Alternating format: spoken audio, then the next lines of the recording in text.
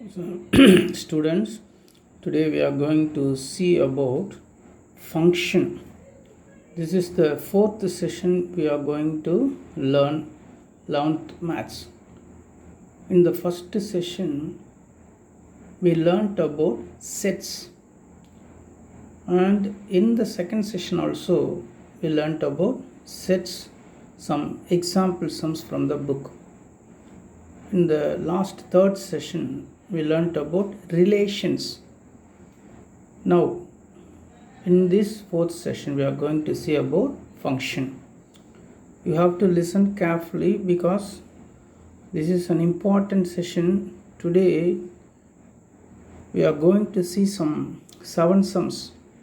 Out of these 7 sums, in the public exam, you will get at least one question. Okay, so you have to listen carefully. Now, what is a function? Before defining the function, I will explain this using a day-to-day example. What is happening in our life? Okay, see, these are the 2 sets. We learnt about sets in the first session. Okay, sets. இப்போ நான் உங்களுக்கு ஒரு சின்ன example சொல்கிறேன். இது வந்து ஒரு ground, play ground அப்படின்னு வச்சுங்க. இது வந்து தெரு, ஸ்ட்ரீட், நீங்கள் விளையாடுற தெரு இல்லை ஊர் ஏதோ ஒன்று. இப்போது கிரவுண்டில் சாயங்காலமான பசங்க என்ன பண்ணுவாங்க, விளையாடிட்டுருப்பாங்க. ஸோ இவங்கெல்லாம் விளையாடிட்டுருக்காங்க, நீன்னு வச்சுக்க, எல்லாம் விளையாடிட்டுருக்கீங்க. ஓகே, இது எல்லா நேரமும் விளையாடிட்டுருக்கு, அது ஒரு விஷயம். இது நீங்கள் உங்கள் வீடுகள், இதெல்லாம் உங்கள் வீடுகள். இந்த வீட்டில் தான் தெருன்னு இல்லையா, அதனால தான் சொல்கிறேன். இதெல்லாம் வீடுகள், இங்கே தான் வந்து விளையாடிட்டு இருந்த நீ. ஓகே, சரி. இப்போ நான் என்ன பண்ணிகிட்ருக்கேன், ஃபங்க்ஷனை எக்ஸ்பிளைன் பண்ணுறதுக்கு இந்த எக்ஸாம்பிள் எடுக்கிறேன். ஒரு விளையாட்டை சொன்னால் தான் உங்களுக்கு புரியுன்றதுக்காக. ஓகே, இந்த கிரவுண்டை இனிமேல் நம்ம டொமைன் அப்படின்னு சொல்லுவோம். டொமைன், மேத்ஸில் டொமைன் சொல்லுவோம். இதை ரேஞ்ச் அப்படின்னு சொல்லுவோம். இன்னொரு பேர் ரேஞ்சுக்கு கோடொமைன் அப்படின்னு சொல்லுவோம். இன்னொரு பேர் கோடொமைன். இது டொமைன், அது ரேஞ்ச். ஓகே, இப்போது ஒரு கண்டிஷனாக நம்ம பார்ப்போம். ஃபஸ்ட் கண்டிஷன், இந்த ராத்திரி ஆனால் எவனுமே கிரவுண்டில் இருக்க மாட்டான், எல்லோரும் போய் தான் ஆகணும். ஃபஸ்ட் பாயிண்ட்டை தான், ஒருத்தவங்க கூட இங்கே கிரவுண்டில் இருக்கக்கூடாது, எல்லோரும் போய் ஆகணும். அவன் வீட்டுக்கு அவன் போய் ஆகணும். அதுதான் first point. So nobody should be in the ground. எப்போ? நைட்டில் எல்லாம் விளையாடி முடிச்சிட்ட அப்புறம். செகண்ட் பாயிண்ட், இப்போ இங்கே யாரும் இருக்கக்கூடாது. உனக்கு இப்போயே கேட்டுறேன் ஒரு கொஷினை, இந்த வீடுகளில் மீதி இருக்கலாமா? இது கேள்வி. இங்கே யாருமே மீதி இருக்கக்கூடாதுன்னா இங்கே வீடுகளில் மீதி இருக்கலாமா அப்படின்னா என்ன கேட்க வரோன்னா, உனக்கு பதிலே நானே சொல்லிடுறேன்.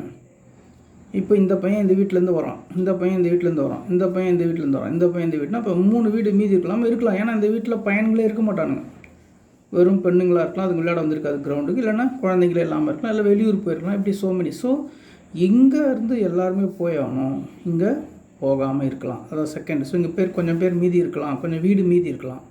ஓகே, நெக்ஸ்ட்டு, இப்போது 2 பேர் ஒரே வீட்டுக்கு போக வாய்ப்பு இருக்குது. 2 பேர் ஒரே வீட்டுக்கு போக வாய்ப்பு இருக்குது. எப்படி சொல்கிறேன்? 2 பேர் அண்ணன் தம்பியாக இருப்பான். அண்ணன் தம்பியாக இருக்கிற பட்சத்தில் அவன் இன்னொரு வீட்டுக்கு போக மாட்டான். ஸோ 2 பேர், 2 boys can go to one house. Okay, அடுத்தது, இப்போ இன்னொன்று கேட்டுறேன். இங்கே ஒரே பையன் ஒரே நேரத்தில் 2 வீட்டுக்கு போக முடியுமா? ஒரே பையன் ஒரே நேரத்தில் 2 வீட்டுக்கு போக முடியுமா? முடியாது. ஏன் முடியாது? ஒரு பையன் ஒரு வீட்டுக்கு தான் போக முடியும், 2 வீட்டுக்கு எப்படி போவான்? அதனால் அது இம்பாசிபிள். அப்போது அதையும் எழுதிக்கலாம். 1 boy cannot go to 2 houses at the same time. Okay, அது முடிஞ்சிச்சு. இப்போ நான் என்ன சொன்னேன், எல்லா பையனும் ஏதாவது ஒரு வீட்டுக்கு போய் ஆகணும்னு சொன்னேன். ஸோ எல்லாருக்கும் நம்ம இப்போது போயிட்டான். அதுதான் ஃபஸ்ட் பாயிண்ட். யாருமே இங்கே இருக்கக்கூடாதுன்னு. 2 பையன் ஒரே வீட்டுக்கு போகலான்னு சொன்னேன். ஆனால் ஒரு பையன் 2 வீட்டுக்கு போக முடியாதுன்னு சொன்னேன். இங்கே சில வீடுகள் மீதி இருக்கலாம்னு சொன்னால் அப்போ அந்த வீட்டுகள்லேருந்து பையனுங்க யாரும் விளையாட வரலன்னு அர்த்தம்னு சொன்னேன். ஸோ இதெல்லாம் சேர்த்து தான் நமக்கு ஃபங்க்ஷன். அப்போது ஒரு ஃபங்க்ஷன்னா என்னென்னலாம் வேணும் அப்படின்னு சொன்னால் ஃபஸ்ட்டு 2 செட்டு வேணும். 2 செட்ஸ். அதில் ஒரு செட்டுக்கு பேர் டொமைன், இன்னொரு செட்டுக்கு பேர் கோடொமைன். இனிமேல் நம்ம வீடு பையன் அப்படின்னு சொல்ல மாட்டோம், நம்பர்ஸ் எடுத்துக்கும். நம்பர் இப்போது நமக்கு தெரியும் இல்லையா, நேச்சுரல் நம்பர் போன வாரம் கூட சொல்லிக் கொடுத்தேன். நேச்சுரல் நம்பர் 1 2 3 ஸ்டார்ட் ஆகணும். அடுத்தது ஹோல் நம்பர் இதில் ஸ்டார்ட் ஆகும், 0 1 2 3 ஸ்டார்ட் ஆகும். 0 1 2 3 இருக்கும். அடுத்தது இன்டிஜர் சொன்னேன். இன்டிஜரில் என்ன இருக்கும்னு சொன்னேன், நெகட்டிவ் நம்பர் இருக்கும், 0 இருக்கும். இதெல்லாம் போன வாரமே சொன்னேன். அடுத்தது ரேஷ்னல்னால் ஃப்ராக்ஷன் சொன்னேன். ஃப்ராக்ஷன்னா நியூமரேட்டர் ஒன்று இருக்கும், டினாமினேட்டர் இருக்கும். இதில் டினாமினேட்டர்னா இருக்கக்கூடாது, 0 இருக்கக்கூடாது, கீழே 0 வரவே கூடாது. அடுத்தது இர்ரேஷ்னல் இருக்குது, அது நீ 9th படிச்சிருப்ப, அது தற்சமயமான. இப்போ நம்ம ரியல் நம்பருக்கு போயிடுவோம். ரியல் நம்பர்னால் டெசிமல் இப்படி போயிட்டே இருக்கும். அதாவது 1.4732 இப்படி போயிட்டே இருக்கும் பார், அதான் ரியல் நம்பர். அடுத்த வருஷம் காம்ப்ளெக்ஸ் நம்பர் படிப்போம், அது வேணாம். ஸோ இதுக்கெல்லாம் நொட்டேஷன் இருக்குது.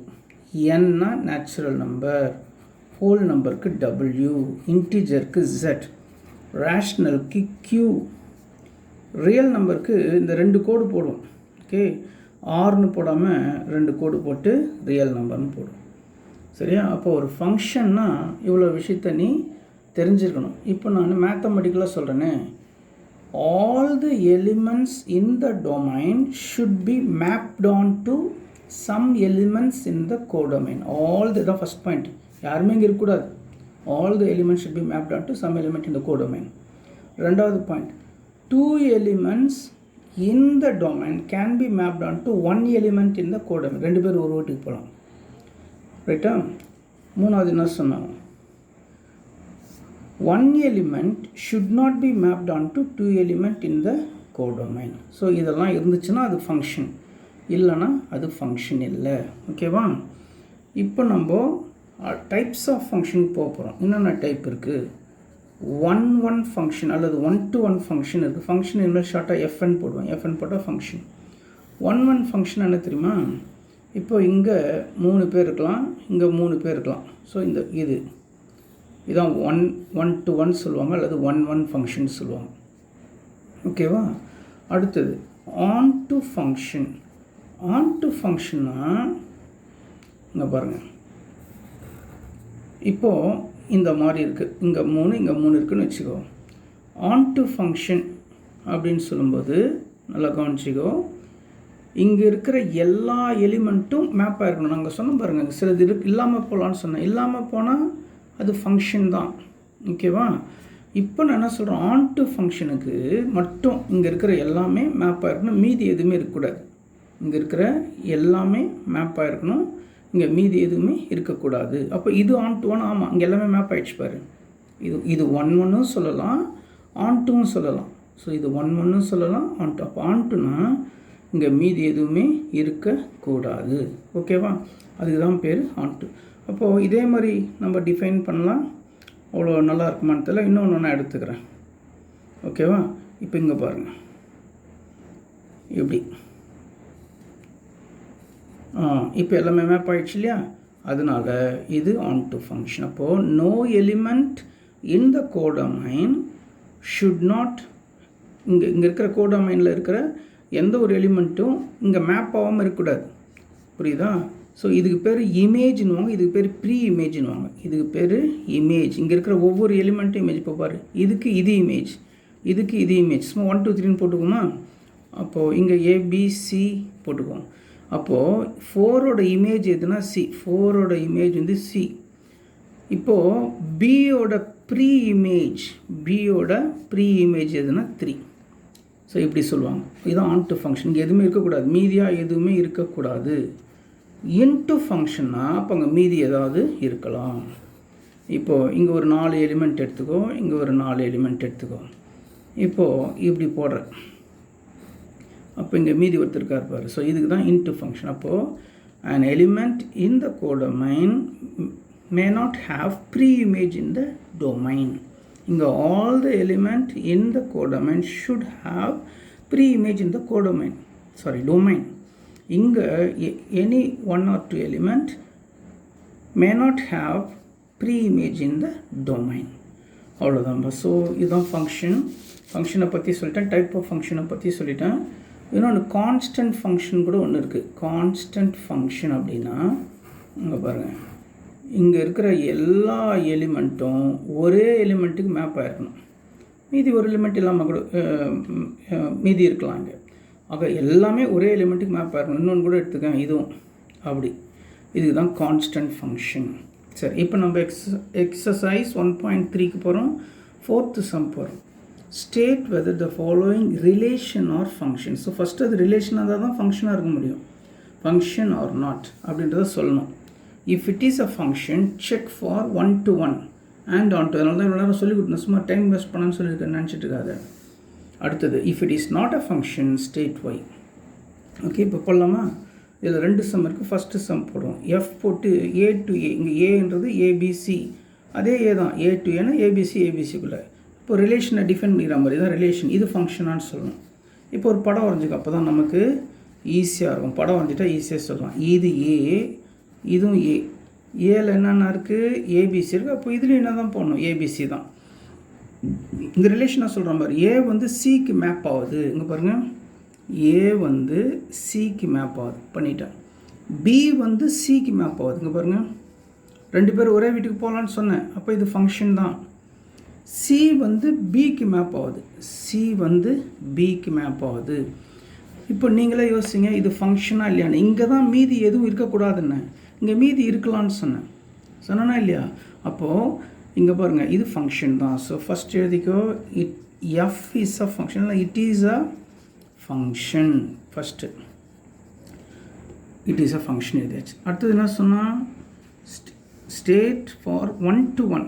If it is a function check for 1 to 1. 1 to 1 என்ன சொன்னேன், இப்படி தான் இருக்கணும். இங்கே பாருங்கள், இது 2 பேர் ஒரு இடத்துக்கு போயிட்டாங்க. அப்போது it is not a 1 to 1 function. It is not a 1 to 1 function. அடுத்தது 1 to 1 ontoness. ontoness இல்லை. ஏன் இல்லை? இங்கே இருக்கிற எல்லாமே மேப்பாக இருக்கணும். இங்கே மீதி இருக்கு பாரு. அதனால் இது வந்து என்ன இல்லை, ஆன்டனஸ் கிடையாது. Because A do not have any pre-image in the domain. Correct.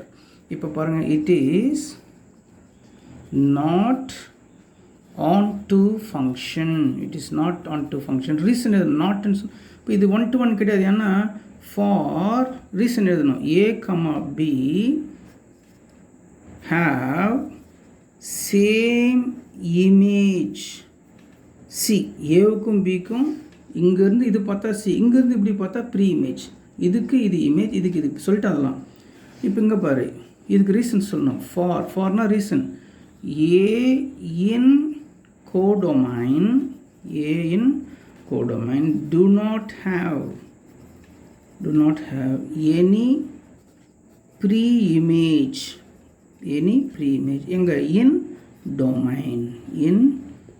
So அந்த சம் முடிஞ்சிச்சு. ஸோ 3 பாயிண்ட் இருக்கிறனால இது 3 மார்க் கொஸ்டினாக கேட்கலாம். இதே கொஸ்டின் இன்னொன்று இருக்குது, அதை பார்க்கலாம். இப்போ அதே சம் நம்பர் 4ல் செகண்ட் சம்.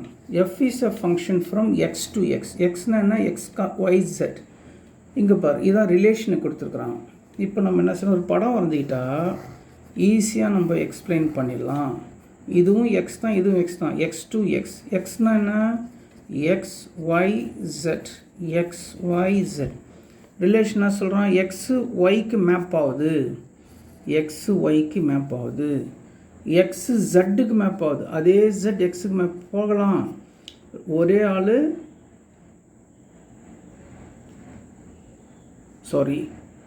போகக்கூடாது. ஒருத்தர் 2 வீட்டுக்கு போக முடியாது. அவன் சொல்லியிருக்கிறான், நம்ம பார்க்கலாம். Z map down to X, Z map down to X. So 2 reason சொல்லலாம்ப்பா இதுக்கு. ஒரு ரீசன் என்ன எழுதிக்கோ, 1 element in domain cannot be mapped on to, first it is not a function either, it is, அது முக்கியம், not a function. அதுதான் reason சொல்லுகிறோம். mapped on to 2 elements in codomain. ஒருத்தர் 2 வீட்டுக்கு போக முடியாது. ரெண்டாவது இங்கே பாரு, ஒரு ஆள் விடப்பட்டாங்க பாருங்க, எந்த பையனும் கிரவுண்டில் இருக்க மாட்டான், தூங்கிட மாட்டான் கிரவுண்டில், கண்டிப்பாக வீட்டுக்கு தான் போய் ஆகும். அப்போது அதேமாரி the element y does not have any image in the codomain. அதுக்கு இமேஜே இல்லை. அதனால இது 2 ரீசன்னால இது என்ன ஃபங்க்ஷன் இல்லை. ஒரே ரீசன் கூட போதும், ஃபங்க்ஷன் இல்லாததுக்கு ஒரே ரீசன் கூட போதும். இது 2 மார்க் கேள்வின்னு கேட்குறதுனால 2 ரீசன் நமக்கு வர மாதிரி கேட்போம். ஓகே,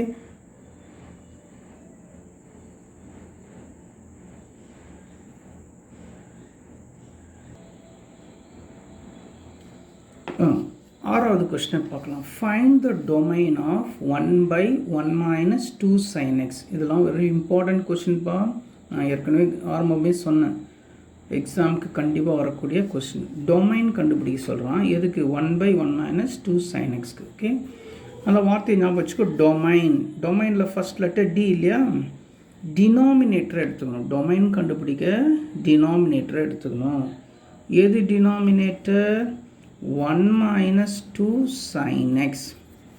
இப்போது இது வந்து நான் கொண்டாடுறது முன்னாடி கூட சொன்னேன், p/q ரேஷனல் நம்பர் சொல்லும்போது சொன்னேன், கீழே 0 வரக்கூடாது அப்படிங்கும்போது இங்கே சொன்ன மாதிரி p/q q not equal to 0. இப்போது டினாமினேட்டர் 0 ஆகக்கூடாது. எது? 1 - 2 sin x 0 ஆகக்கூடாது. நான் வேணும்னே 0ன்னு போட்டுக்கிட்டு அப்புறம் நான் கண்டுபிடிக்கிறேன், கடைசியில் அது இல்லைன்றதை சொல்லுவேன் நான். ஓகேவா? ஃபஸ்ட்டு ஈக்குவல் டு 0ன்னு போட்டுக்கிறேன். இப்போ -2 sin x-ஐ எடுத்துக்கோ. +1 இந்த பக்கம் வந்தால் -1, அதெல்லாம் தெரியும் உனக்கு. +1 இந்த பக்கம் வந்தால் -1. இப்போது சைன் எக்ஸை வச்சுக்கோ. -1 ஆல்ரெடி தர். மல்டிப்ளிகேஷன் -2 இந்த பக்கம் வந்தால் டிவிஷன் -2. நீ பட் -2 இந்த பக்கம் வந்தால் +2 போடாது, அப்படி கிடையாது. பெருக்கல் -2 இந்த பக்கம் வந்தால் வகுத்தல் -2. அது எப்போ சார் வரும்னா, அங்கே பாருங்கள், -2 + x = 0 இருக்குன்னு வச்சுக்கோ. இல்லை ஈக்குவல் டு ஒரு 9 கூட வச்சுக்க. அப்போ -2 இந்த பக்கம் வந்தால் +2 வரும். இது இங்கே பாருங்கள், அடிஷனில் இருக்கும்போது இந்த மாதிரி வரும். இது ரைட்டு. ஆனால் இங்கே அடிஷன் இல்லை, மல்டிப்ளிகேஷனில் இருக்குது. அப்போ மல்டிப்ளிகேஷன் வந்து டிவிஷன் ஆகும். இப்போது மைனஸால் அடிச்சிட்டா sin x = 1/2. இப்போது நீங்கள் 9th 10th ட்ரிக்னாமெட்ரி படிச்சிருக்கணும். நீங்கள் படிச்சிருக்க மாட்டீங்கன்னு நினைக்கிறேன். இப்போது இதோட மதிப்பு நமக்கு தெரியணும். என்ன மதிப்புனா, சைன் எக்ஸுக்கு பதிலாக 30 டிகிரி போட்டால் தான் 1/2 வரும். எக்ஸுக்கு 30 போட்டால் சைன் 30யோட வேல்யூ 1/2. அப்போது x = 30 டிகிரி. இது டிகிரி சொல்லலாம், இதை ரேடியனாக கன்வெர்ட் பண்ணலாம். 30 டிகிரிக்கு என்ன ரேடியன்னா π/6. சார் இது எப்படி தெரியலையா சார்? நான் சொல்லித்தரேன். பைனா 180 டிகிரி, ஒரு பைனா 180 டிகிரி. அப்போ 2 பைனா 2ஆல் பெருக்கேன், 18 2 சார் 36, 360 டிகிரி. 1 பைனா 180 degree, 2 பைனா 360 degree. சரி, π/2னா இதை 2ஆல் டிவைட் பண்ண, 18 2ஆல் டிவைட், 180 2ஆல் டிவைட் பண்ணால் 9 2 சார் 18, ஸோ 90 டிகிரி. இதெல்லாம் டிகிரி, இதெல்லாம் ரேடியன். 2ஆல் டிவைட் பண்ண. இப்போ 3ஆல் டிவைட் பண்ண, 180 3ஆல் டிவைட் பண்ணால் 6 3 சார் 18, அப்போது 60 டிகிரி. 4ஆல் டிவைட் பண்ண, 2ஆல் டிவைட் பண்ணுற, 3ஆல் டிவைட் பண்ணுற, 4ஆல் டிவைட் பண்ணால் இங்கே பாருங்கள், 180/4, 2 2s are 4, 9 2s are 18. இதை கேன்சல் பண்ணால் 45 2s are 90. அப்போது π/4னா 45 டிகிரி. π/6னா 180 6ஆல் டிவைட் பண்ண, 3 6 are 18, 30 டிகிரி. ஸோ இப்படி சொல்லினே இருக்கலாம்பா. ஸோ இப்போது தெரிஞ்சுக்க, 30 டிகிரினா π/6. ஓகே, இப்போது நான் என்ன பண்ணேன், இன்னொரு வாட்டி சொல்கிறேன். டொமைனாக டினாமினேட்டர் எடுத்தேன், 0 வரக்கூடாது, நான் 0 போட்டுட்டேன். +1 இந்த பக்கம் தான் -1, -2 இந்த பக்கம் வந்தால் டிவிஷன் வந்தால் -2 ஆகிடும். Minus minus cancel 1/2. எக்ஸுக்கு என்ன போட்டால் ஆஃப்னா 30 டிகிரி. அப்போது x = 30 டிகிரி, அதாவது π/6. இப்போ நான் ஒரு ஃபார்முலா எழுத போகிறேன். இந்த ஃபார்முலா வந்து உங்களுக்கு 3rd சாப்டரில் வருது, 3வது சாப்டர். அந்த ஃபார்முலாவை இப்போயே சொல்லி கொடுத்துட்றேன். sin x = sin alpha, then sin x = sin alpha, then if sin x = sin alpha, then x = n pi plus இந்த பாக்ஸை கொஞ்சம் எக்ஸ்டெண்ட் பண்ணிக்கிறேன். ஓகே, n இந்த கேப்பில் n pi plus -1 power n alpha இந்த கோடில். ஓகே, இதில் n belongs to z. zனா என்னன்னு சொல்லிட்டேன், இன்டீஜர்ஸ்னால் நெகட்டிவ் நம்பர் இருக்கும், 0 இருக்கும், பாசிட்டிவ் நம்பர் இருக்கும். ஸோ இது ஃபார்முலா 3rd சாப்டர் டீட்டெயிலாக படிப்பேன். இப்போ இது ஃபார்முலாவாக நினச்சிக்கோ. ஓகே, இப்போ சப்ஸ்டியூட் பண்ண போகிறோம். இங்கே பாருங்கள் என்ன சப்ஸ்டியூட் பண்ண போகிறோம். எக்ஸ் வந்து நான் 30 degree, sign x = sin 30 degree, sin x = sin 30 degree. That means x = n pi plus -1 power n alpha. alpha வர இடத்துல 30 டிகிரி வருது. 30 டிகிரினா π/6. n belongs to z. Okay, இன்னும் முடியல. நான் என்ன சொன்னேன், இது 0 ஆகக்கூடாதுன்னு. அப்போது நம்ம என்ன கண்டுபிடிக்க சொன்னால் டொமைன், லாஸ்ட் ஸ்டெப்பு தான் இது. டொமைனுக்கு வந்துட்டோம். டொமைன் என்னன்னா ரியல் நம்பரில் இருந்து எடுத்துடுறோம். எது எடுத்துடணும், இது 0 வரக்கூடாது, அதனால் அதை ரிமூவ் பண்ணுறோம். 0 வருவதை ரிமூவ் பண்ணிடுறோம். அப்போது ஆர் மைனஸ் 0 வருவது, எதை போட்டால் 0 வருது, n pi plus -1 power n π/6 n belongs to z. அவ்வளோதான்பா. அடுத்த சம் போலாமா. இப்போ நம்ம போட போகிற சம் எக்ஸாம்பிள் 1.22. போன சம்மே தான் கொஞ்சம் லைட்டாக மாறி இருக்கும் பாருங்கள். ஃபைண்ட் த டொமைன் ஆஃப், போன சம் டொமைன் தான். f of x = 1/1 - 2 cos x. Okay, போன சம் ஒருவேளை சரியாக புரியலன்னா இந்த சம் கவனி, சூப்பராக புரிஞ்சிடும். இப்போது நம்ம என்ன செஞ்சோம், டொமைன்னா டினாமினேட்டரை எடுத்துக்கணும். என்ன டினாமினேட்டர், 1 - 2 cos x எடுத்து 0 போடணும். 0 ஆக்சுவலி 0 போடக்கூடாது. அதுதான் நம்ம 0 வந்தால் என்ன ஆகுன்றதை கண்டுபிடிச்சி அதை ரிமூவ் பண்ணிவிடும். எதுலேருந்து, ரியல் நம்பர்லேருந்து கழிச்சிடுவோம், ரிமூவ் பண்ணுறோம். ஓகே, இப்போ இதை பாருங்கள், நல்லா கவனிங்க. ஒன்றும் இல்லை, ஈஸிடா. +1 இந்த பக்கம் வந்தால் -1. இப்போ பாருங்கள், மல்டிப்ளிகேஷன் -2 இந்த பக்கம் வந்தால் டிவிஷன் -2. மைனஸால் கட் பண்ணு. அப்போ cos x = 1/2. போன சம் வந்து sin x = 1/2. அதே நினச்சிருக்காது. இப்போ காஸ்க்கு வேறு வேல்யூ, சைனுக்கு வேறு வேல்யூ.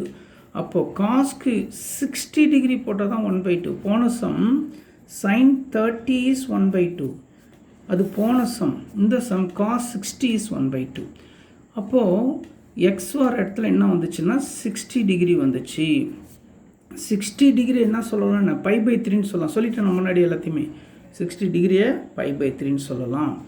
இப்போ நம்ம ஃபார்முலா எழுதணும். என்ன ஃபார்முலானா 3rd சாப்டரில் படிக்க போகிறோம்னு சொன்னோம் இல்லையா. cos x = cos alpha. If cos x = cos alpha, then இதுக்கு ஃபார்முலா என்னன்னா x = 2n pi. போன ஃபார்முலா வேறு, இந்த ஃபார்முலா வேறு. இதெல்லாம் மனப்பாடம் பண்ணணும், இல்லைன்னா சம் செய்ய முடியாது. + or - alpha. Okay, cos x = cos ஆல்ஃபாக்கு என்ன ஃபார்முலானா x = 2n pi + or - alpha. இதில் n belongs to z, அதில் n belongs to z தான். அதில் என்ன ஃபார்முலா, n pi சொல்லுங்கள் பார்க்கலாம், +-1 power n ஆல்ஃபா. n வெறும் n pi. இதில் காசுக்கு 2n pi, சைனுக்கு வெறும் n pi. காசுக்கு + or - வரும், அதில் ப்ளஸ் தான் வரும். இதில் வெறும் ஆல்ஃபா வரும், அதில் -1 power n ஆல்ஃபா. அவ்வளோதான் டிஃப்ரென்ஸ். இப்போ சப்ஸ்டியூட் பண்ணலாமா. cos x = என்ன இருக்குது, cos 60. Then x = 2n pi + or - alpha. Alpha என்பது என்னென்னா 60 degree. 60 டிகிரினா π/3 n belongs to z. இப்போ நம்ம என்ன கணக்கு படிச்சுன்னுக்கிறோம், டொமைன்.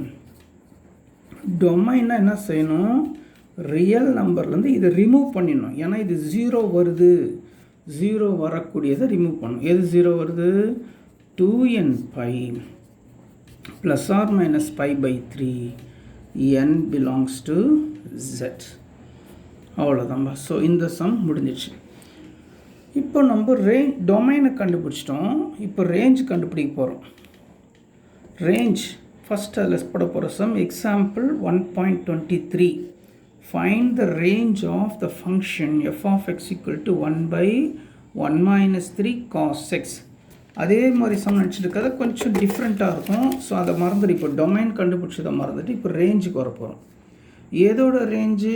காஸ் எக்ஸோட ரேஞ்ச். நல்லா கவனிங்க. காஸ் எக்ஸோட வேல்யூ எப்போவுமே -1க்கும் +1க்கும் இடையே அமையும். அதான் ரேஞ்ச்.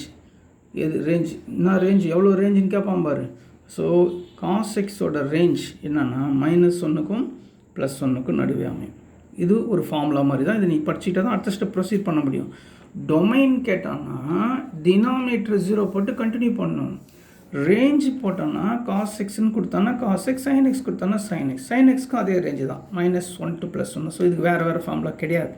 ரைட், அடுத்த ஸ்டெப் போகலாம். இங்கே வெறும் காஸ் எக்ஸில் 3 காஸ் எக்ஸ் இருக்குது. அப்போ முழுவதையும் 3ஆல் பெருக்கு மல்டிப்ளை பண்ணு. 1 3s are 3. 3 into cos x 3 cos x. 1 3s are 3. So multiply throughout by 3. ஏன்னா அங்கே ஒரு காஸ் எக்ஸில் 3 காஸ் எக்ஸ் இருக்குது. அடுத்தது சார் மைனஸ் இருக்கானா, அப்போ என்ன பண்ணு? மைனஸால் மல்டிப்ளை பண்ணு. மைனஸால் மல்டிப்ளை பண்ணால் -3 +3 ஆகிடும். +3 -3 ஆகிடும். +3 -3 ஆகிடும். இங்கே ஏன் சார் கேப் விட்டிங்க? அதை போட மாட்டேங்கிறீங்களா? ஏன் சார்னா இதை நான் வந்து இப்போ லெஸ் தானே கிரேட்டர் தானே மாற்ற போகிறேன். ஏன் சார்? லிசன், நான் சொல்லித்தரேங்க பாரு. இப்போது இது ரே டயக்ராம் சொல்லுவாங்க. 0 1 2 3ன்னு இன்ஃபினிட்னா முடிவற்றது போயினே இருக்கும். இந்த பக்கம் -1 -2 -3னா இது இந்த பக்கம் -infinity. ஸோ இந்த பக்கம் போக போக பெருசாக போகும், இந்த பக்கம் போக போக சின்னதாகும். இப்போ ஒரு 3 நம்பர் எடுத்துக்குவோம். 3 4 5ன்னு எடுத்துக்குமே. இப்போ இந்த பக்கம் போக போக பெருசுங்க பாரு. பெருசுனா வாய்ப்பகுதி இதை நோக்கி இருக்கணும். ரைட்டாக தப்பா? கூர்மையான பகுதி சின்னதை நோக்கி இருக்கணும். வாய்ப்பகுதி பெருசு நோக்கி இருக்கணும் பாரு. இது கூர்மையான பகுதி. 4 சின்னது 5 பெருசு, 3 சின்னது 4 பெருசு.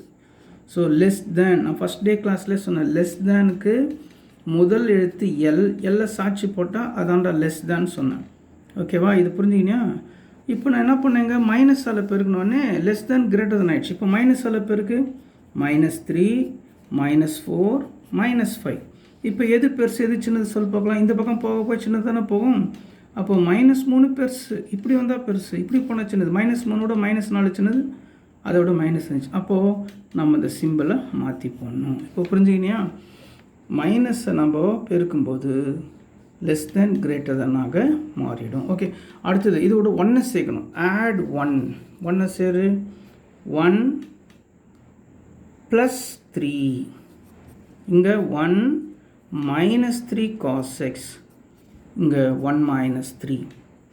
ஸோ இது 1 சேர்த்தாச்சு. இங்கே ஒரு 1, இங்கே ஒரு 1, இங்கே ஒரு 1 சேர்த்தாச்சு. 1 + 3 எவ்வளோனா 4. 1 - 3 cos x. 1ல் 3 கழிச்சா -2. ஏன்? 1 சின்ன நம்பர், 3 பெரிய நம்பர். பெரிய நம்பருக்கு முன்னாடி மைனஸ் இருக்குது. இன்னும் முடியல சம். இப்போ பாரு, இது 1 - 3 cos xல 1/1 - 3 cos x. அப்போ ரெசிப்ரோக்கல் தலைக்கீழே எடுக்கணும். ரெசிப்ரோக்கல்னால் தலைக்கீழே. அப்போ 1/4 1/1 - 3 cos x 1/-2. மறுபடியும் இந்த சிம்பிள் என்ன ஆகும்னா கிரேட்டர் தேன் என்பது லெஸ் ஆகும். ஏன்னு சொல்கிறேன் கவனி, பொறுமையாக, ஒன்றும் இல்லை. அப்போ மைனஸ் போட்டாலும் சைன் சேஞ்ச் ஆகும், தலைக்கீழே எடுத்தாலும் சைன் சேஞ்ச் ஆகும். இப்போ ஒரு 3 நம்பர் எடுத்துக்கேன். எது எடுத்துக்கலாம்? 2 4 8ன்னு எடுத்துக்கோம். இப்படி 3 நம்பர் எடுத்துக்கோ. இப்போ தலைக்கீழே மாற்று. எது பெருசு?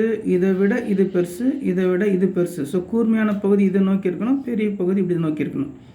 இப்போ தலைகீழ் எடுக்கலாமே. 1/2 1/4 1/8. இப்போது 1/2னா அரை, 1/4னா கால், 1/8னா அரை கால் சொல்லுவாங்க. ஓகேவா? இப்போது எது சின்னது எது பெருசு சொல்லு? அரை பெருசா கால் பெருசா? அரை தான் பெருசு. மாறிடுச்சு. அப்போ சிம்பிள் கால் பெருசா அரைக்கால் பெருசுன்னா கால் தான் பெருசு. ஸோ அப்போ தலைக்கீழே எடுக்கும்போதும் சிம்பிள் சேஞ்ச் ஆகும், மைனஸ் போடும்போது சிம்பிள் சேஞ்ச் ஆகும். ஓகே ரைட்ப்பா. இப்போது நம்ம லாஸ்ட் ஸ்டெப்புக்கு வந்துட்டோம். என்ன லாஸ்ட் ஸ்டெப்பு? ரேஞ்ச். அப்போ ரேஞ்சை நம்ம கண்டுபிடிச்சிட்டோம். ரேஞ்ச் என்னான்னு சொல்லி பாருங்கள். இப்போது இதோட ரேஞ்ச் எதுக்கும் நடுவில் இருக்கும் அப்படின்றத நம்ம சொல்ல போகிறோம். இப்போ இந்த ரேஞ்சை எப்படி கண்டுபிடிக்கிறதுன்னு பாருங்கள். அதுக்கு முன்னாடி இதை ஒரு ஸ்டெப் மாற்றிக்கலாம். ஏன்னா இந்த பக்கம் left hand side negative number இருக்கணும், right hand side positive number இருக்கணும்.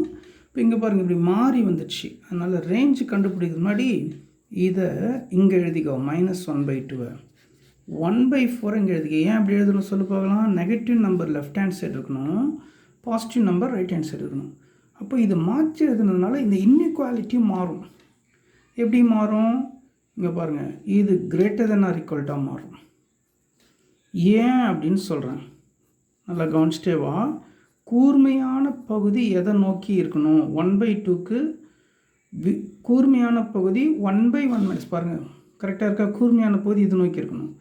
1/4க்கு கூர்மையான பகுதி 1/4 நோக்கி இருக்கணும். இருக்கா பாருங்கள். ஸோ இப்போ ரேஞ்சுன்னா இன்னொரு வாட்டி எழுதுகிற ரேஞ்ச் அப்படின்னு சொன்னால் -1/2 எங்கே இருக்குன்னா -1க்கும் 0க்கும் நடுவில் இருக்கும். இதான் -1/2. 1/4 எங்கே இருக்குன்னா 0க்கும் 1க்கும் நடுவில் இங்கே 1/4 இருக்கும். அப்போது ரேஞ்சுன்றது இங்கே பாருங்கள், -∞ இருந்து ஒரு ப்ராக்கெட் ஒன்று போடுறேன்.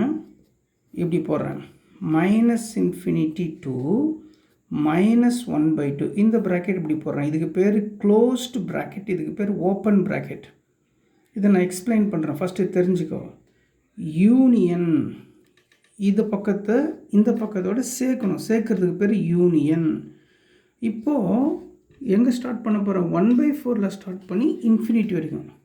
அப்போது 1/4க்கு க்ளோஸ்டு ப்ராக்கெட் போட்டு இன்ஃபினிட்டிக்கு ஓப்பன் ப்ராக்கெட் போடுறேன். அதாவது என்ன அர்த்தம்னா, இங்கே ஈக்குவல் டு வந்தால் 1/4 சேரும், ஈக்குவல் டு வந்தால் -1/2 சேரும். இன்ஃபினிட்டினா என்னன்னு தெரியாது, போயிட்டே இருக்கும். அதை நம்ம சேர்க்கவே முடியாது, அது ஒரு வேல்யூவே கிடையாது. அதனால் ஓப்பன் ப்ராக்கெட்னு பேர். அதை நான் எக்ஸ்பிளைன் பண்ணுறேன். இப்போ நான் எக்ஸ்பிளைன் பண்ண போகிறது ஓப்பன் ப்ராக்கெட்டும் க்ளோஸ்டு ப்ராக்கெட். இப்போ 2,5 இது ஓப்பன் ப்ராக்கெட், அதே 2,5 க்ளோஸ்டு ப்ராக்கெட்.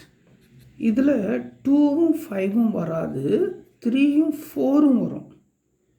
2வை சேர்த்துக்காது, 5 அந்த இன்ஃபினிட்டி சேர்த்துக்காது. அது இங்கே பாருங்கள், 2வும் சேர்த்துக்கும் 5வும் சேர்த்துக்கும். அப்போது இதில் 2, 3, 4, 5 வரும்.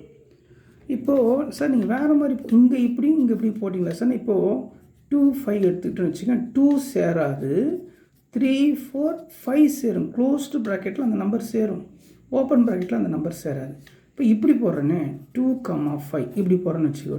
2 சேர்ந்துக்கும், எது சேராதுன்னா 5 சேராது, ஏன்னா இது ஓப்பன் ப்ராக்கெட். ஓகே, ஸோ அது புரிஞ்சுக்கிட்டிங்களா? இப்போ அடுத்த சம் அதே மாடல் நம்ம மறுபடியும் ரேஞ்சு தான் கண்டுபிடிக்க போகிறோம். ஸோ இப்போ பார்த்துக்கோ, யாரை எடுத்துக்கணும்? cos x. டொமைன் கிடையாது, ரேஞ்ச். டொமைன்னா டினாமினேட்டர் ஃபுல்லாக எடுக்கணும், ரேஞ்சுனா cos x மட்டும் எடுக்கணும். cos xோட வேல்யூ -1க்கும் +1க்கும் இடையே அமையும். ஓகே, இப்போ 2ஆல் பெருக்கணும், ஏன்னா 2 cos x இருக்குது. So multiply throughout by 2. 1 × 2 2, 2 × cos x 2 cos x, 1 × 2 2, முழுவதையும் 2ஆல் பெருக்கிட்டோம். இப்போ என்ன செய்யணும்? -1 பெருக்கக்கூடாது, -1 சேர்க்கணும், ஆட் மைனஸ். அப்போ இன்இக்வாலிட்டி சேஞ்ச் ஆகாது. பெருக்குனா தான் மைனஸ் ப்ளஸ் ஆகும், ப்ளஸ் மைனஸ் ஆகும். அப்போ இன்இக்வாலிட்டி சேஞ்ச் ஆகும், லெஸ் தென் கிரேட்டர் தென் ஆகும். இப்போ நான் கூட்டுறேன், எதை கூட்டுறேன்? -2ஓட -1 கூட்டுறேன். அப்போ இது சேஞ்ச் ஆகாது. 2 cos xோட -1 கூட்டுறேன். பெருக்குனா தான் சேஞ்ச் ஆகும், கூட்டுனா சேஞ்ச் ஆகாது. ஓகே, எல்லாத்தோடையும் நான் யாரை சேர்த்துட்டேன்? -1 சேர்த்துட்டேன். -2வும் -1ம் -3. இது அப்படியே வச்சுக்கோ. 2 cos x -1, 2ல் 1 சப்ராக்ட் பண்ணால் 1. ஓகே, இப்போ நமக்கு தலைக்கீழே எடுக்கணும். இப்போ நம்ம என்ன செய்யணும்? ஏன்னா 1/2 cos x தலைக்கீழேனா ரெசிப்ரோக்கல்.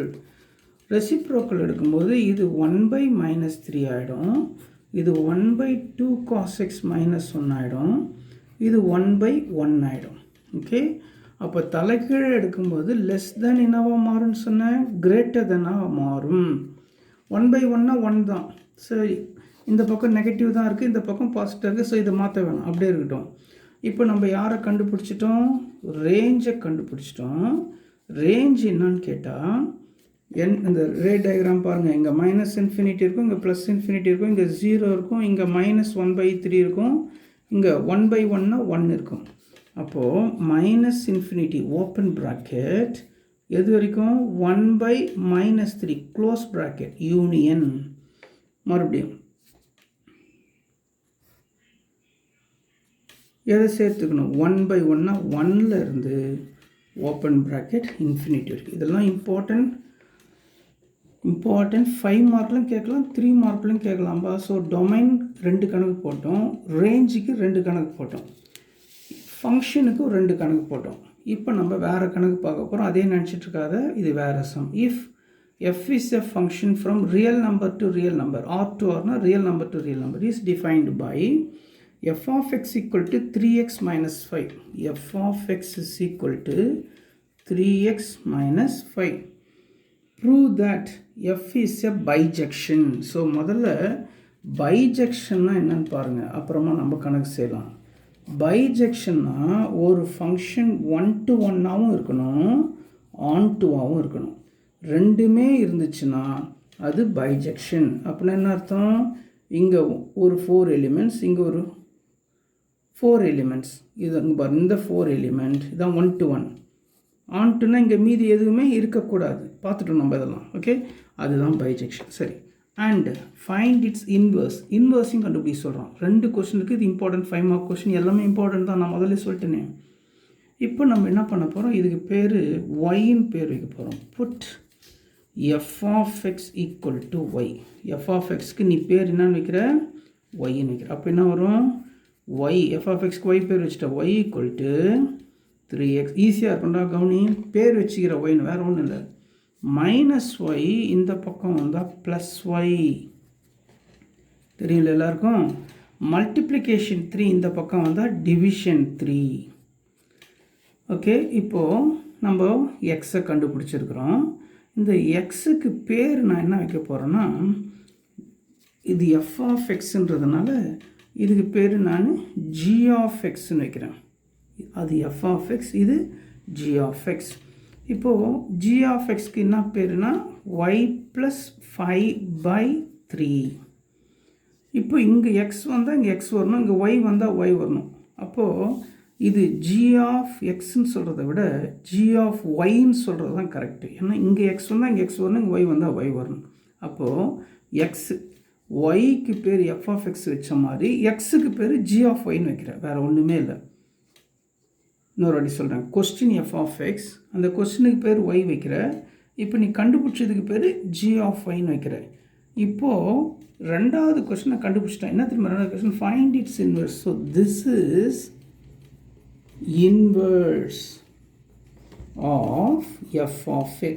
ஸோ இன்னொரு வாட்டி அப்போ இன்வர்ஸ் கண்டுபிடிது எப்படி பாரு, கொடுக்கப்பட்ட கொஸ்டினுக்கு y பேர் வைக்கணும், வச்சுட்டு -x -5 இந்த பக்கம் வந்தால் +5, பெருக்கல் 3 இந்த பக்கம் வந்தால் ÷ 3, அந்த எக்ஸுக்கு பேர் g of yன்னு வச்சுக்கிறேன்.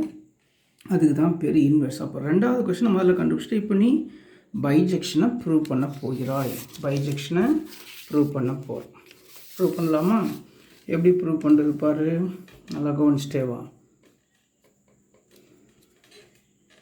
எஃப் சர்க்கிள் ஜி கண்டுபிடிக்கணும், ஜி சர்க்கிள் எஃப் கண்டுபிடிக்கணும்.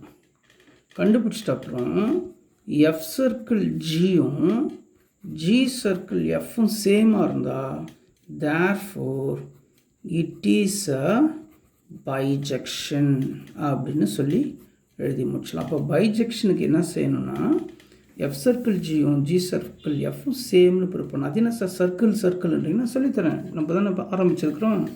ஓகே, எஃப் சர்க்கிள் ஜினா F circle G of X, எக்ஸுக்கு என்ன கொடுக்குதுன்னு பார்க்கணும். இதை வேறு மாதிரி எப்படி எழுதலாம்னா எஃப் ஆஃப் ஜி ஆஃப் எக்ஸ்ன்னு எழுதலாம். இது வேறு மாதிரி எப்படி எழுதலாம், F of G of X. இப்போது F of G of X ப்ராக்கெட்குள்ளே இருக்கிறது எழுது. ப்ராக்கெட்குள்ளே என்ன இருக்குது, ஜி ஆஃப் எக்ஸ். இப்போ நீ சொல்லுவ சார் ஜி ஆஃப் எக்ஸ் இல்லை சார், நீங்கள் என்ன தான் கண்டுபிடிச்சிங்க, ஜி ஆஃப் ஒய் தான் கண்டுபிடிச்சிங்கன்னு சொல்லுவேன். ஸோ அதை பார்த்துக்கோ. ஜி ஆஃப் ஒய்னா ஒய் ப்ளஸ் 5/3. இதை நான் ஜி ஆஃப் எக்ஸாக கன்வெர்ட் பண்ணுறேன்னு வச்சுக்கேன்.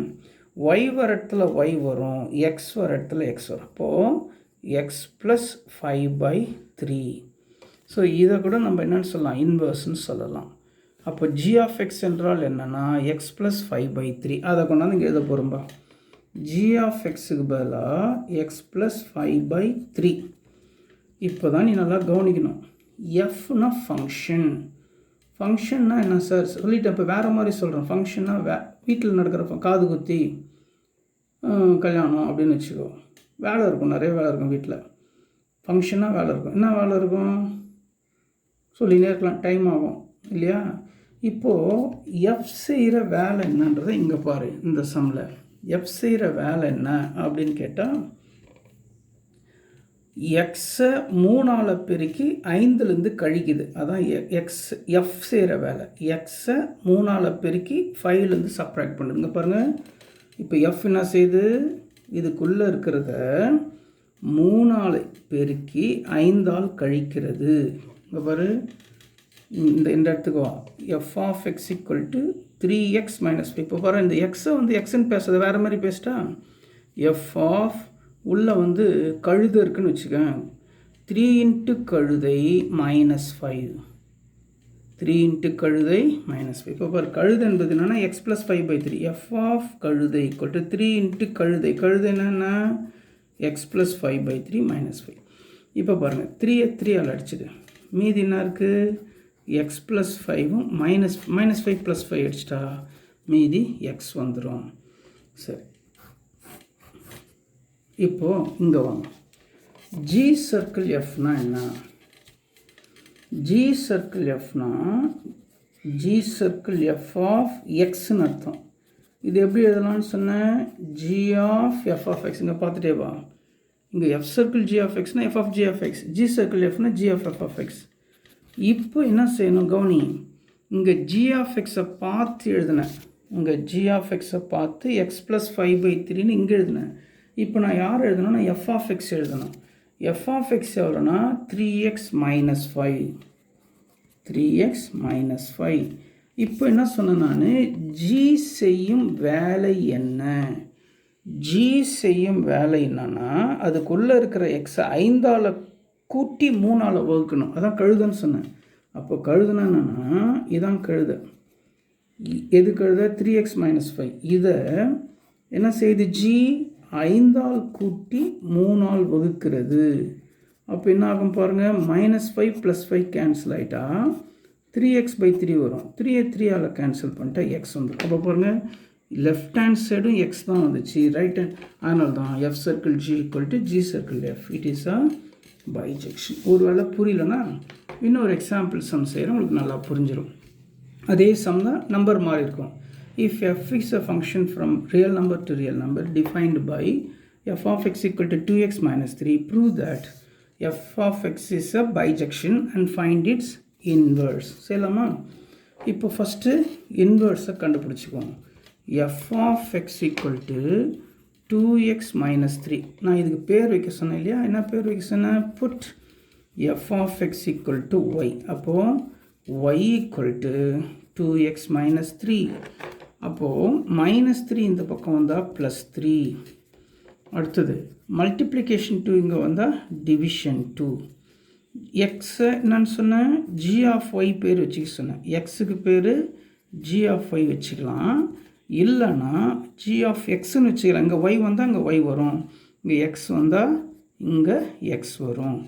It is the inverse. இன்வர்ஸை கண்டுபிடிச்சிட்டேன். எதோட inverse, inverse of F of X. Okay, so ஒரு ஸ்டெப்பு முடிஞ்சிச்சு. அடுத்த ஸ்டெப்பு நம்ம என்ன செய்ய போகிறோம், கவனிச்சிட்டேவா. இப்போது பைஜெக்ஷனான்னு ப்ரூவ் பண்ண போகிறோம். பைஜெக்ஷனுக்கு என்ன செய்யணும், எஃப் சர்க்கிள் ஜி கண்டுபிடிக்கணும். ஜி சர்க்கிள் எஃப் கண்டுபிடிக்கணும். கடைசியில் ரெண்டுமே சேம்னு ப்ரூவ் பண்ணணும். எஃப் சர்க்கிள் ஜி எப்படி எழுதலாம்? எஃப் சர்க்கிள் ஜி ஆஃப் எக்ஸ்ன்னு எழுதலாம். ஜி சர்க்கிள் எஃப் எப்படி எழுதலாம்? ஜி சர்க்கிள் எஃப் ஆஃப் எக்ஸ்ன்னு எழுதலாம். இது எப்படி எழுதலாம் சொன்னேன்?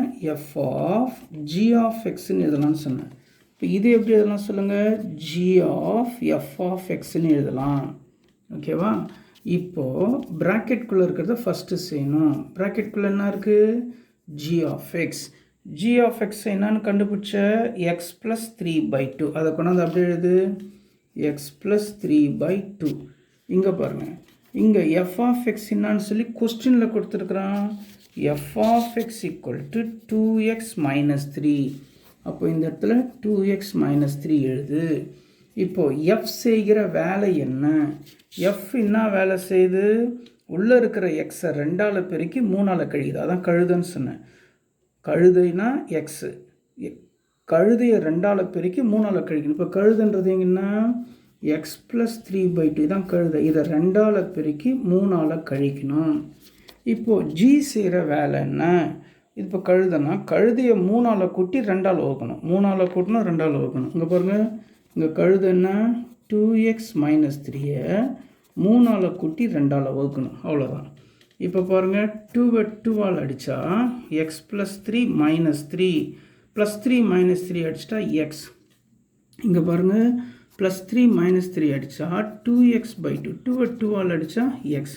ஸோ இதுவும் எக்ஸு, அதுவும் எக்ஸ். அப்போ என்ன கண்டுபிடிச்சோம்? நம்ம எஃப் சர்க்கிள் ஜியை கண்டுபிடிச்சோம், ஜி சர்க்கிள் எஃப் கண்டுபிடிச்சோம். ரெண்டுமே same. Therefore it is a bijection. So இன்வர்ஸும் கண்டுபிடிச்சிட்டோம், பைஜெக்ஷனும் கண்டுபிடிச்சிட்டோம். 5 மார்க் கொஷின்ப்பா. சரி, இப்போ நம்ம அடுத்த கொஷின்குள்ளே போகலாம். அடுத்த கொஷின் என்னன்னு பாருங்கள். Example 1.27. let f and g be two functions from r to r. அது நம்ம ஷார்ட்டாக இப்படி எழுதுகிறோம், புரியுதா? இது மாதிரி எழுதுறத வேர்ட்ஸில் எழுதிக்கிறோம். let f and g be, இன்னொரு g கூட சேர்த்துக்கோ, f gயும் அதே மாதிரி தான், r to r. defined by f of x equal to 3x minus 4, g of x equal to x square plus 3. find g circle f, f circle g. தனித்தனியாக கண்டுபிடின்றான். Bijection கேட்கல, 1 to 1 கேட்கல, on to கேட்கல, எதுவுமே கேட்கல, தனித்தனியாக கண்டுபிடிச்சிருன்றான். So கண்டுபிடிக்கலாமா? First யாரை கண்டுபிடிக்கணும்? F circle G. Next யாரை கண்டுபிடிக்கணும்? G circle F. So F circle ஜியை எப்படி எழுதலாம்? எஃப் சர்க்கிள் ஜி ஆஃப் எக்ஸ்ன்னு எழுதலாம். ஜி சர்க்கிள் எஃப் எப்படி எழுதலாம்? ஜி சர்க்கிள் எஃப் ஆஃப் எக்ஸ்ன்னு எழுதலாம். இது எப்படி எழுதலாம்னு சொன்னேன்? F of G of X எழுதலாம்னு சொன்னேன். இது எப்படி எழுதலாம்? ஜி ஆஃப் எஃப் ஆஃப் எக்ஸ்ன்னு எழுதலாம். இப்போ ப்ராக்கெட்குள்ளே இருக்கிறத ஃபஸ்ட்டு எழுதணும். ப்ராக்கெட்குள்ளே என்ன இருக்குன்னா G of X. G of X equal to எவ்வளோன்னா எக்ஸ் ஸ்கொயர் ப்ளஸ் 3. மறுபடியும் இங்கே வாங்க. F of X equal to எவ்வளோன்னு சொன்னால் 3x மைனஸ் 4. 3x minus 4. இப்போது எஃப் செய்கிற வேலை என்ன? எஃப் என்ன வேலை செய்யுது? உள்ளே இருக்கிற கழுதையை 3ஆல் பெருக்கி 4ஆல் கழிக்குது. உள்ளே இருக்கிற கழுதையை 3ஆல் பெருக்கி 4ஆல் கழிக்குது. என்ன கழுதை? X square plus 3. இங்கே ஜி செய்கிற வேலை என்ன? ஜி என்ன பண்ணுது? கழுதையை ஸ்கொயர் பண்ணி 3ஆல் கூட்டுது. கழுதையை ஸ்கொயர் பண்ணி, கழுதை என்பது என்ன? 3x minus 4. இப்போ நல்லா கவனிங்க, இந்த 3ஆல் உள்ள பெருக்கு ஹோல் ஸ்கொயர் கிடையாது. 3 × x square 3x square 3 3s are 9 minus 4 வெளியே இருக்குது, ப்ராக்கெட்டுக்கு வெளியே. அதை போய் 3ஆல் பெருக்கிடாது. அப்போ ஆன்சர் என்ன? 3x square. 9ல் 4 செப்பரேட் பண்ணால் 5 இஸ் தி ஆன்சர். இப்போ இங்கே வா, இது மேலே ஸ்கொயர் இருக்குது. அப்போ a + b whole square, sorry a minus இருக்குது, a மைனஸ் b ஹோல் ஸ்கொயர்னா a square minus 2ab plus b square, அதுக்கப்புறம் ப்ளஸ் 3. ஓகேவா? இப்போ a ஸ்கொயர்னா 3x square, 3a square பண்ணால் 9, x ஸ்கொயர் பண்ணால் x ஸ்கொயர் மைனஸ் 2ab. ஏன்னா 3x, bனா 4. சில லூசு பையன் மைனஸ் 4னுவான், அந்த மைனஸ் தான் முன்னாடி போட்டாச்சு, அதனால் மைனஸ் சொல்லக்கூடாது. bனா 4 தான், ப்ளஸ் 3, சாரி b ஸ்கொயர்னா 4 ஸ்கொயர் தான், மறுபடியும் மைனஸ் 4 ஸ்கொயர் சொல்லக்கூடாது, ப்ளஸ் 3. அப்போ ஆன்சர்னா 9x square, 4 3s are 12, 12 2s are 24, 4 square is 16, 16 plus 3, 19. இப்போ பாருங்க, இது வேறு ஆன்சர், இது வேறு ஆன்சர். 1-to-1 ஃபங்க்ஷனாக இருந்தால் தான் இது ரெண்டும் சேமாக இருக்கும். இது 1-to-1 கேட்கலாமே. கொஸ்டின் என்ன, find G circle F F circle G, ரெண்டும் தனித்தனியாக கண்டுபிடிக்க சொன்னால் தனித்தனியாக கண்டுபிடிச்சிட்ட. புரியுதா?